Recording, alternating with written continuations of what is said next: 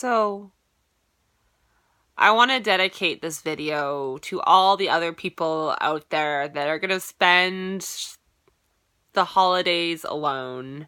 And by the holidays, I mean, the season that kind of starts around December 24th and carries on until the 2nd of January.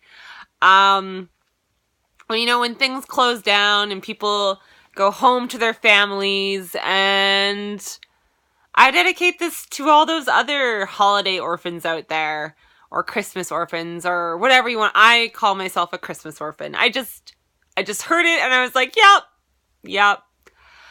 So, my intention in this video is just to give space and air what's really going on for me right now and how I'm actually struggling with this.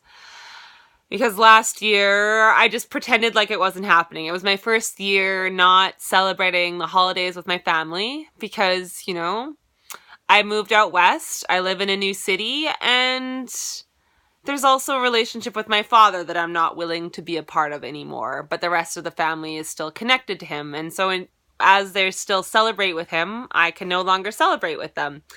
So that sucks.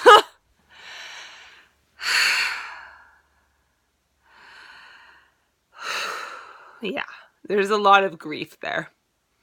There's a lot of grief. And sadness. And it's just like this whole stretch of just being alone. I spend a lot of time alone already, but some of the things I normally go to are now shut down, and, appointments with therapists and career counselors, that stuff won't be happening again until the 2nd week of January. So, yeah. So I'm kind of just afloat. And I'm a little scared because I'm going to have to navigate my boat all by myself. And I don't do well being alone for long periods of time. I'm realizing that. And so, yeah, it's really hard. It's really hard. And I think I will probably schedule a phone call with my sister and one with my mother. So there'll be, 2 times when I get to talk to someone. And you can tell that I'm soothing myself because I feel really sad. Yeah. But I want to really acknowledge this grief because last year I just pretended it wasn't happening. I was house sitting some cats.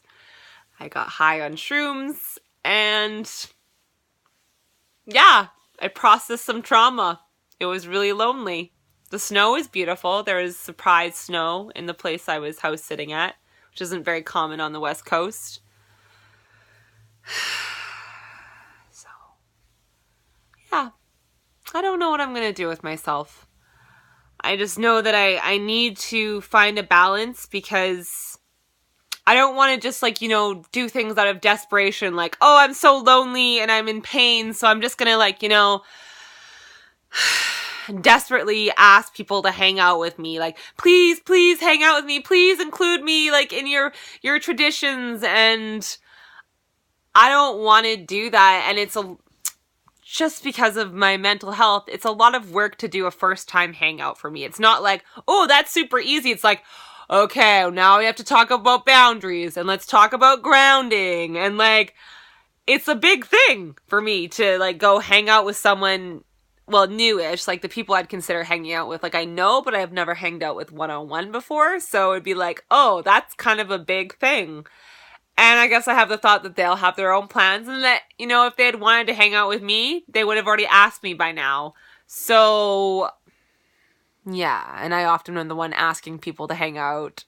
And I will be the one that's proactive. But, yeah, I can't remember the last time someone actually asked me to hang out with them. So, that sucks. That really sucks.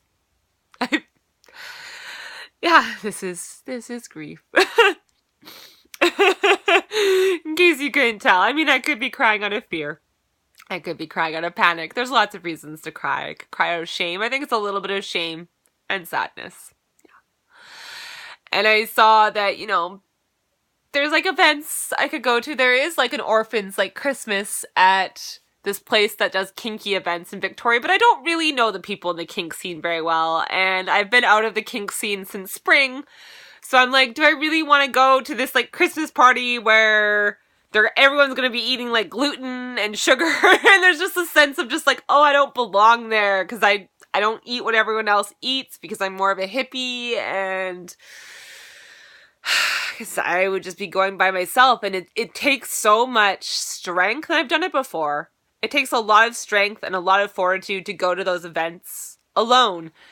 And knowing that there wouldn't really be any set activities makes it even harder for me, because I'm just like, I struggle. I struggle with socializing because I think when I'm just going to chat with people one-on-one that it's going to be so clear that I have a mental illness, that's going to be so obvious that, I'm dissociating, or when I dissociate or go into a freeze response, I start to lack empathy, and then I can't connect with people in a heartfelt way. And I feel that, even if they don't feel it. But I assume that on an unconscious level, people do sense that. So, yeah. I don't know what I'm going to do. I might try to find carols.